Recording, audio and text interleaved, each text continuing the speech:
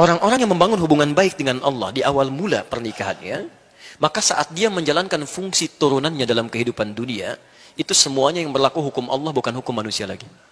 Saya beri contoh. Apa tugas pertama kali seorang suami setelah dia menikah? Halo?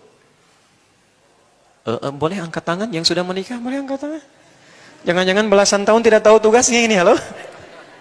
Mencari nafkah, Masya Allah. Taib.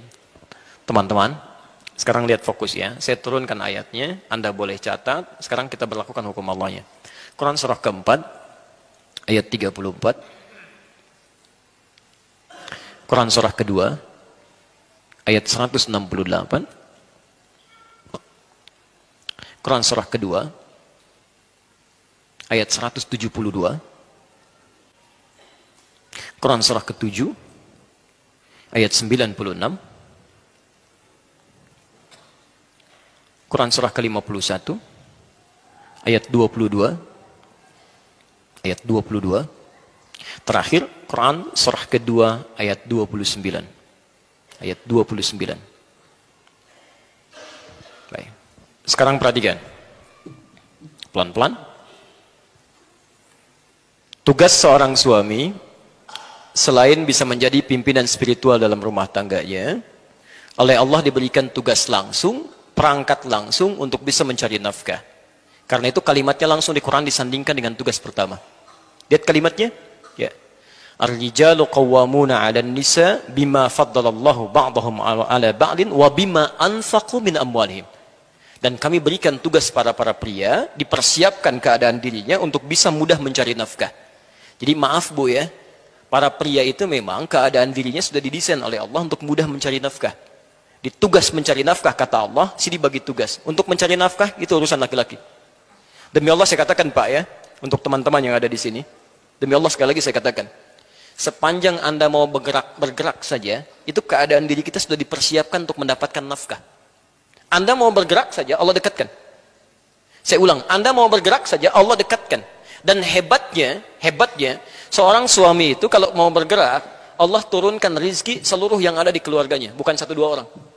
Jadi kalau di rumahnya misalnya ada suami, ada istrinya, ada 3 orang anak, begitu ini keluar berniat mencari nafkah, yang Allah turunkan langsung rizki 5 orang yang ada di rumahnya. Bukan orang per orang. Jadi kalau tugas ini ditukar misalnya, dibebankan kepada istrinya, diminta mencari nafkah, pertama, tidak akan Allah turunkan rizki ini kecuali untuk orang yang bersangkutan saja. Sehingga seringkali perempuan yang ditugaskan mencari nafkah akan menghadirkan banyak persoalan ketika kembali pada keluarganya. Nanti bedakan antara bekerja karir dengan mencari nafkah, itu berbeda.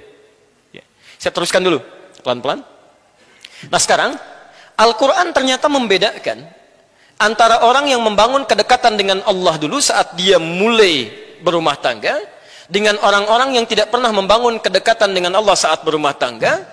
Dalam fungsi turunannya, ketika mulai mencari nafkah, keduanya dibedakan oleh Allah. Perhatikan, ya, pelan-pelan. Nafkah itu bentuknya apa? Halo? Ya, Masya Allah. Ini yang cari nafkah, cari apa sebetulnya? Rizki ya? Baik, cari rizki. Rizki ada di mana? Allahu a'lam. Saya agak bingung ini sebenarnya. Baik, kita jawab pakai Quran ya. Kita jawab pakai Quran. Baik. Quran surah ke-51 ayat ke-22.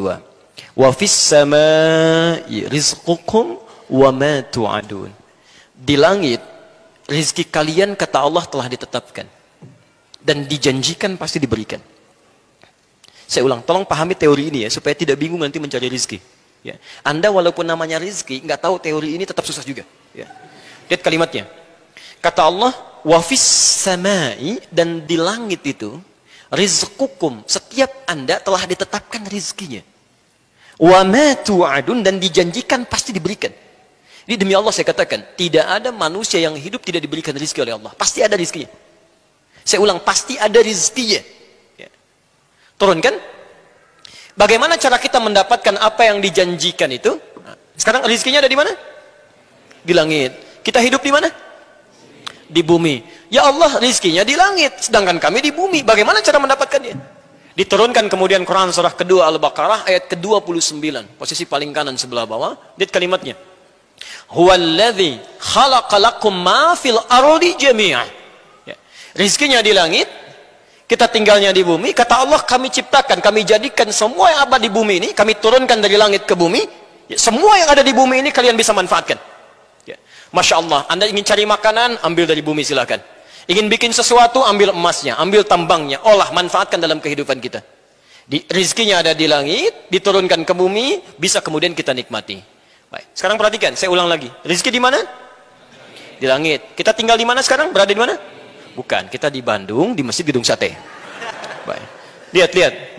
Ini langit kan luas. Bumi kan luas. Kita adanya di sini. Mungkin barangkali Anda orang Bandung, tapi rizki Anda diturunkan oleh Allah di Jakarta. Gak mungkin cuma Anda tunggu-tunggu di Bandung. Pasti diberikan. Tapi gak pernah Anda jemput. Mustahil bisa Anda dapat. Saya 2006 ada di Kairo di Mesir. 26 Juni kami berangkat. Di Kairo itu pernah ada 2 mahasiswa mendebatkan tentang ayat ini. Yang satu mengatakan, semua rezeki kita pasti diberikan. Allah sudah janji. Yang satu mengatakan tidak. Mesti ada ikhtiar untuk mendapatkannya. Memang dijanjikan, tapi kita harus ambil. Kata yang satu, hukumnya nggak begitu. Pasti diberikan. Maka yang pertama ingin membuktikan, saya buktikan. Saya akan masuk ke mihrab di dalam masjid. Di situ disebutnya zawiyah, tempat pojokan untuk meningkatkan ibadah. Dia masuk ke dalam salah satu meja, seperti ini, kolong meja. Bersembunyi di situ, Babu. Di masjid itu, kadar Allah, suka ada muhsinin, donatur memberikan makanan untuk yang intikaf. Hari pertama diberikan, karena dia mengunci di dalam meja, dia nggak dapat. Yang lain dapat. Hari kedua diberikan, dia nggak dapat. Yang lain dapat. Hari ketiga, agak sedikit yang itikaf diberikan, dia nggak dapat, yang lain dapat. Kata muhsin ini, dia berkata, hal min akhir, ada yang lain nggak? Kata petugasnya, petugas masjid, la mafish, tidak ada. Tapi bantakil jami akhir, saya pindah ke masjid yang lainnya. Karena yang sembunyi ini sudah 3 hari mulai lapar. Agak kesulitan, mulai dia kasih kode. Gitu ya. Yeah. Wah, di ruangan yang lain. Pengurus masjid kaget dengan suara. Begitu dengar, dikejar ke situ, dilihat ternyata ada orang sudah kelaparan luar biasa, minta bantuan makanan. Seketika diambillah 2 box dari makanan itu diberikan kepada orang tadi. Saat diberikan itulah teman yang tadi janjian langsung nyusul, dia katakan, kan saya bilang dari awal, rizki itu mesti ada ikhtiar, dicari walaupun dengan katanya. Ya. Kalau cuma Anda tunggu saja nggak akan dapat gitu. Ya. Makanya teorinya ketika rizki Anda tinggal di Bandung, tapi rizki Anda di Jakarta. Maka turunlah kemudian Quran surah kedua Al-Baqarah ayat 168. Posisi paling kanan sebelah bawah. Lihat, ini berlaku umum pertama ya. Ya ayyuhan nas. Hei manusia. Kalau manusia itu orang Islam saja atau umum? Umum. Teman-teman, jadi hukum ini berlaku tidak hanya bagi orang Islam tapi semua manusia. Ya ayyuhan nas. Kulu mimma fil ardi halalan tayyibah. Silahkan Anda bekerja, beraktivitas, ya, cari untuk mendapatkan kebutuhan Anda, ya, setidaknya bagian makan. Ini kalau dalam bahasa Indonesia disebut sinekdok pas prototo. Disebutkan sebagiannya, dimaksudkan keseluruhan umumnya. Ya, kan kalau Anda ditanya, mau kemana Pak? Mau mencari sesuap nasi. Padahal nggak sesuap kan? Udah cari yang lainnya juga ya. Ini bahasa Arabnya kulu, silahkan cari makan. Yang dicari mungkin untuk pakaian juga, untuk rumah juga. Tapi bahasanya kulu, cari. Ya. Jadi rezeki itu tidak cukup didiamkan saja. Allah janjikan untuk diberikan, tapi perjanjian ini berkolaborasi dan equal, ya, bersamaan, bersanding dengan apa? Dengan ikhtiar. Jadi kalau rezeki ingin diberikan oleh Allah, Anda mesti bergerak. Bergerak aja, rezeki diberikan. Tahu cicak? Jangan katakan wallahu a'lam, cicak. Masya Allah. Cicak, tahu cicak? Baik, bagaimana aktivitasnya? Merayap, di mana? Dinding. Apa makanannya? Nyamuk bagaimana aktivitasnya? Masya Allah. Pertanyaan pertama, di mana sisi keadilan Allah? Memberikan makan bagi hewan yang tidak bisa terbang, makanannya bisa terbang. Kalau nyamuknya jenius, jadi permainan bagi cicak, itu cicak. Coba silahkan cek itu. Tapi perhatikan bagaimana Allah mengatur sistem kehidupan di sini. Asal cicak mau bergerak saja, rezekinya didatangkan.